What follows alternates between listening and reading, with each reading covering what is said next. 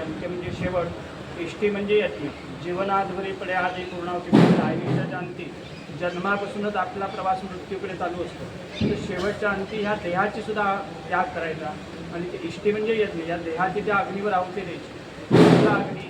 तर त्या अग्नीचं नाव आहे क्रव्याद. क्रव्य म्हणजे कच्चं मांस, ते भक्षण करणारा अग्नी. जसं इतर वेळेला आपण काही गणपतीला उद्देशून होम केला, काय केला, तर त्या देवतेच्या आवडतं द्रव्य देतो.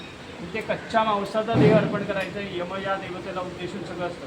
आणि नंतर मग ते तीळ टाकत होतो ना, ते आपल्याकडे परे म्हणून सुप्त आहे, वेदांमध्ये म्हणून ते प्रेत अभिमंत्रित केलं जातं. म्हणजे त्या देवतेकडे अग्नीकडे प्रार्थना केली जाते. अग्नी आणि यम ज्यांना प्रार्थना केली जाते, कारण प्रेताला वाहून नेणारी यमदेवता आहे, तो तुला जो देह अर्पण केला आहे तो तिथे त्यांना विष्णुलोकी, कारण स्वदेह काय आपण विष्णुलोकी पोचू शकत नाही. आपण काही तुकाराम महाराज किंवा असे संत महात्मे नव्हे, तर त्यांना तिथे तो प्राप्त करून दे अशी तो वाहक अग्नी आहे, त्याला प्रार्थना केली जाते. तर त्या अंत्येष्टीची सुरुवात आजच्या विधीपासून होते.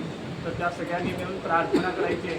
काय म्हणजे आपली श्रद्धा आहे परमेश्वराकडे अर्पण करायची. त्याला सांगायचं की आता ह्या योनीतला त्यांचा प्रवास केलेला आहे, तर त्यांना पुन्हा जन्ममृत्यूच्या चक्रामध्ये अडकवू नको आणि तुझ्यामध्ये समाविष्ट करून घे. तर सगळ्यांनी मिळून भगवान विष्णूकडे प्रार्थना करायची.